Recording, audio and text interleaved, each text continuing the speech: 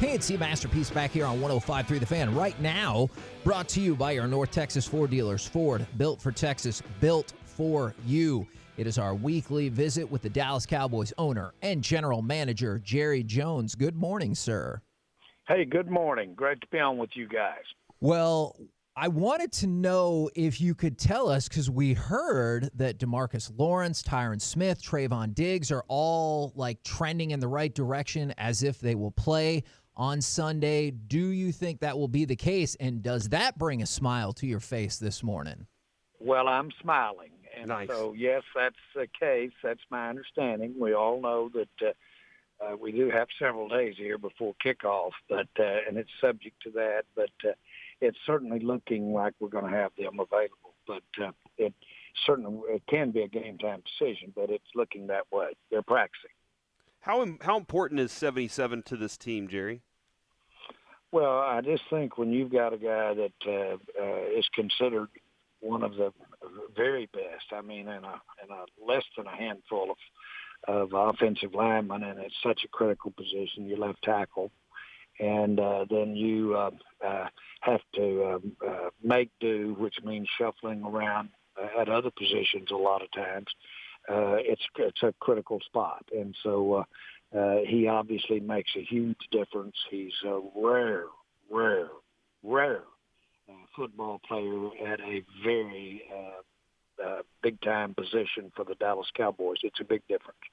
Jerry, we like to play GM/owner on our show a lot. I think all radio guys do and all sports fans do, and we like to put our own expectations on players as if we were that guy. But you are that guy. You are the GM and owner, and so one of the hot topics with us is Demarcus Lawrence and that he gets paid to get sacks. And I wonder, from your perspective, when you pay him, is that at your expectation, is that he has to get sacks?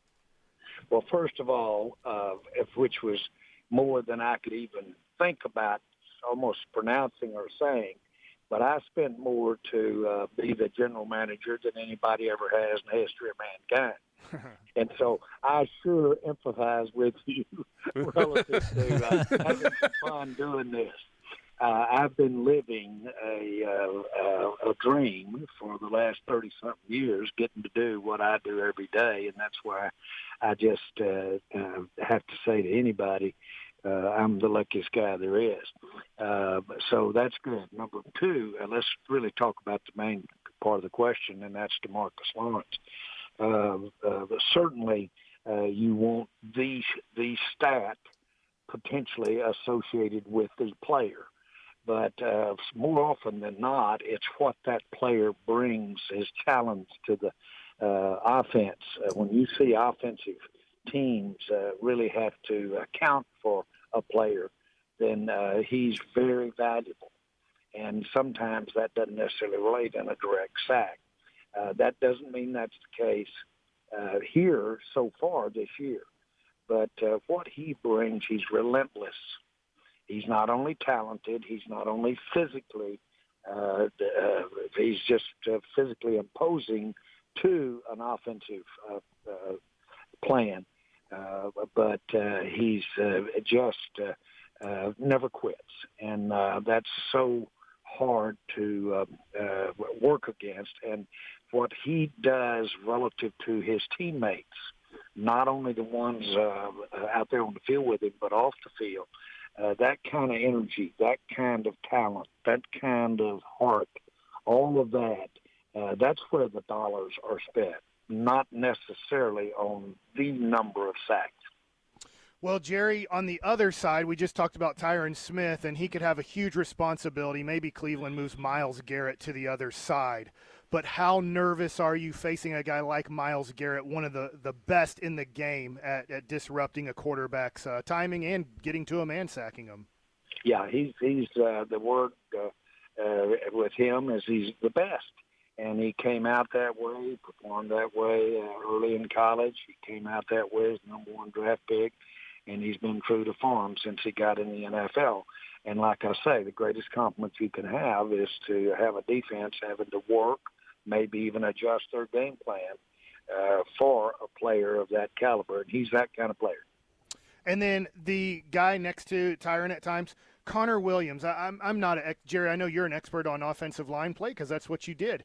And there's guys that watch the All-22 film now that are former scouts or in the media and stuff like that, and they say at times, yes, the offensive tackles have been backups and struggled, but at times maybe the guy struggling the most on the Cowboys offensive line is Conor Williams. Can you kind of discuss how you feel Conor Williams is playing this year? His greatest traits are his athleticism. He's very athletic. And he really is and I really mean this. He is really getting better and better and better at keeping, if you will, balance, the nuances of playing guard. He played tackle when he was at Texas, but he was an inordinately athletic offensive lineman. We're going to take advantage of that, have taken advantage of it, and will continue. He's getting better. Since he did play so much tackle at Texas, how much, if any, discussion was to bouncing him out at tackle when obviously there's been some injury concerns there? Yeah, it's always a consideration. Position flex in that offensive line. When you've got those good players, I'm going to be maybe the greatest, Larry Allen. Boy, you could pop him out there, and he just would have been an all-pro. Matter of fact, that's really why we paid him earlier, and to use that. Not really. He was just probably the best football player we had on the field most of the time. But his position flex, and he would have been all-pro at left tackle. He'd have been all-pro at whatever he wanted to play. We got so used to having him, and then we got Flozell Adams when I went to left tackle. But having said that, this day and time, it's important if you've got base, you can basically really block it up in the middle. That becomes really important, to say the very least. And so that's the big issue here, is to keep that thing blocked up in the middle so Dak's got the time to step up in the pocket. The Jerry Jones Show, Hall of Famer Jerry Jones joining us right now on the KNC Masterpiece on 105.3 The Fan. And Jerry, have any players expressed any concerns about what's happening with the Titans and going on there, and how do you think the league's handling that right now? Well, I am really proud of what we're doing as a league. That's an understatement. But what is going to be very, very interesting to see is how we respond when we have an outbreak. That's going to be the big test. And I think we're going to do well. We've got a lot of flexibility. We've really spent a lot of time planning for this, and we can get the games in, so to speak, or ultimately, in the case of the Titans and the Vikings, we postpone, but we'll have that accounted for pretty quick in our schedule. All of those things are out ahead of us. I'm more interested in seeing how we respond, how we react, our reaction to outbreaks of any nature, whether they be smaller groups or even a larger group. That'll be a good exercise for us. There's no doubt in my mind we're going to be able to handle it. By the way, while we're talking about that, I want to express my sensitivity and concern for the president. But again, no one in the world has the ability to handle this COVID any better than the office of President of the United States. I'm very confident that he'll be able to continue governing, and really, I'm sure that he has anticipated this. Knowing him, he's the hardest worker you've ever seen. Knowing him, he'll be able to go right on through this and hopefully not miss a beat. Have you personally been concerned at all or had any coronavirus scares of your own? Because you and the president are not too far apart in age. And then also, have you been surprised at how well the sports have been able to continue despite some of these outbreaks in the variety of sports? Well, I think it just shows a resolve to do it and do it safely. That's the big thing, safely. And I'm not surprised that we have been able to move this thing along. We'll approach 25,000 if it's not 25,000 out here Sunday at our ball game. And so that will lead the NFL in attendance when we do that. And we're doing that, in my mind, very safe and very prudent and very adhering to all the conventions that need to be adhered to, and going to have a great fan experience out there. And from my perspective, it's mask up. I use a lot of that hand lotion. Do keep my distance. And certainly I've had to alter. Boy, you don't know. You do know. I'm telling you that I miss being able to be involved in more of close-in team stuff, more interaction with players during practice or around the football team, certainly when we travel away. And so I miss all of that, but everybody understands you're having to adjust for this. But I think if we all do this and stay positive, the main thing that I'm interested in doing is I don't have time to have a bad time. I want to stay active and stay involved.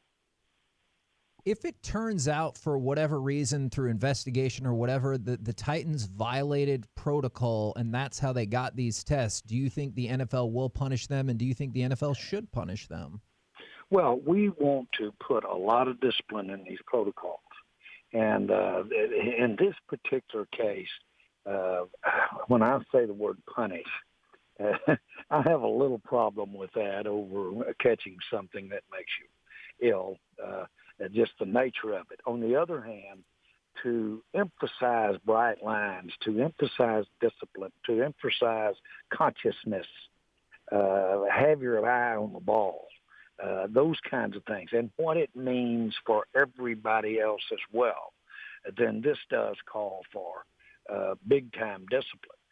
You can't let somebody go up and pull the red cord when they're flying on an airplane. You can't just let somebody open the emergency door. There's got to be some heavy penalties for that, because that involves the lives of a lot of people. Well, we've got to have discipline. I understand the discipline, and it's there for a reason. And forgetting is not good enough. Not remembering, or this for that. It's just not good enough. Are we all perfect in how we're adhering to this? Of course we're not. But being on everybody's mind, this is going to make a difference. And I think it's made a difference in the NFL, the discipline. Jerry, back to the game, and then also kind of your role. You're usually around the team a lot, and you probably have a good sense going into each game, the confidence of your team. I was wondering the confidence of the defense. I don't know how much you're around the team this year, but the team really struggled the last 2 weeks defensively. Can you give us an idea of how you feel your team is confidence-wise going into this game defensively? Well, yes, and I am around the team a lot. I'm just around from distance. Okay. I watch the practices. I see them, and I physically see the practices. So I am around a lot, and I do see confidence, if that's it.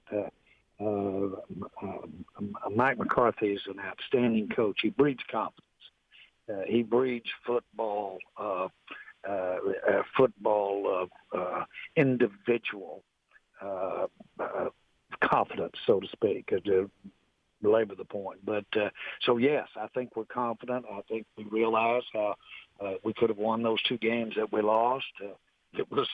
We were fortunate to win the one we won, but that's the point. We played some good quarterbacks, we played some good teams. We're going to play some good quarterbacks and some more good teams. But the key thing is this is, relatively speaking, a young team, I think, and we've got a chance to get better. And that is the key. How we're doing when we hit November and December is going to be the telltale time. We appreciate it every single week, Jerry, and obviously, all we got to say is let's go get that W on Sunday. Well, that's good, and we'll see you at the stadium.